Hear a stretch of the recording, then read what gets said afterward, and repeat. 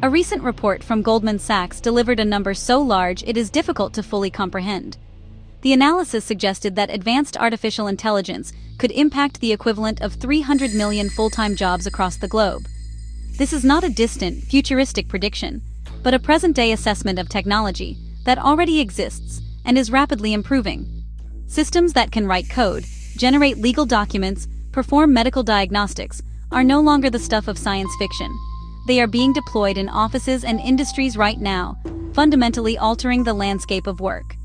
This figure represents a monumental shift, touching nearly every sector and corner of the modern economy, forcing a conversation we can no longer postpone. The sheer scale of this potential disruption could dwarf previous technological revolutions in both speed and scope. The initial shock of such a statistic is hard to shake. It forces us to confront that many roles, especially information processing and routine cognitive tasks, are vulnerable. For decades, automation replaced physical labor with machines. Now we are witnessing automation of intellectual labor, once considered exclusively human. That expansion means a wider array of professions. Paralegals, accountants, software developers, graphic designers face significant change or obsolescence. The transition is happening faster than many expected, and the quiet hum of servers in a data center could soon replace entire corporate departments. The question is no longer if AI will change the economy, but how profoundly and how quickly. This transformation is not inherently negative. The potential for increased productivity and innovation is immense. AI can help solve some of humanity's most complex problems, climate change, disease. But our economic model is built on a simple premise. People work, earn income, and spend it. When technology can perform millions of jobs without a paycheck, it challenges that foundation. The immediate concern is the effect on the millions whose livelihoods are tied to jobs AI now performs with startling efficiency. Society's stability is deeply intertwined with widespread employment. A job is more than income. It provides structure, purpose, and contribution. The prospect of 300 million jobs automated or altered is therefore a societal issue. It forces us to examine how we will distribute AI's wealth and productivity gains. If we fail to prepare, we risk economic instability and social unrest. This data is a stark warning, a call to action to build frameworks now, before the full force of change arrives. The most direct and immediate consequence of large-scale job displacement is the loss of personal income. When a person is laid off or finds their freelance work dried up by an AI competitor, their ability to pay for rent and groceries and daily necessities is severely compromised.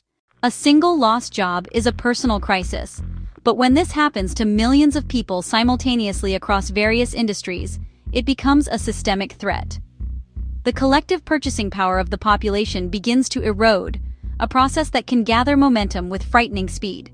This is not a complex economic theory, but a simple, observable reality of how household finances function and contribute to the broader economy. As household incomes decline, a predictable change in behavior occurs. Consumer spending falls. People begin to cut back, starting with non-essential items like dining out, entertainment, new clothing. If the financial pressure continues, even spending on essential goods will be reduced. Families might switch to cheaper brands, delay car repairs, or postpone buying a new appliance. This reduction in spending spreads throughout the entire marketplace. The coffee shop loses customers, the local car dealership sells fewer vehicles, and the big box retailer sees its sales figures dip. Every dollar not spent is revenue lost for a business somewhere, setting the stage for the next phase of the economic downturn. The phenomenon of falling consumer demand is a powerful force. Our modern economy is overwhelmingly driven by consumer spending, around 70% in places like the United States. It is the engine that keeps factories running, stores open, and service providers in business. Technology may produce more goods cheaper than ever, but efficiency is meaningless if too few consumers have money to buy what is produced. An abundance of supply cannot create its own demand.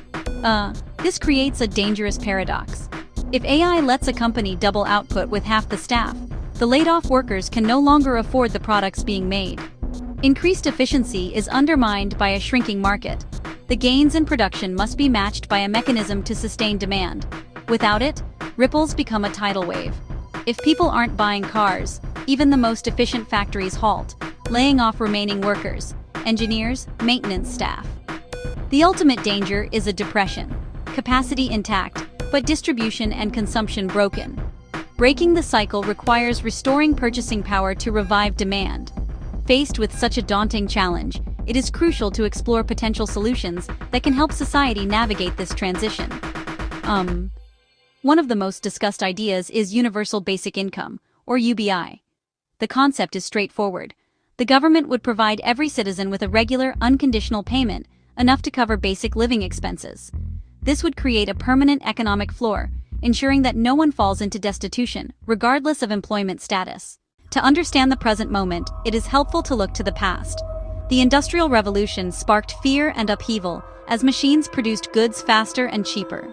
There were riots, predictions of mass unemployment, and deep anxiety over devalued labor. Yet over time, more jobs emerged than were destroyed. The economy restructured, living standards rose, and growth accelerated. However, will this time be different? Past machines replaced muscle.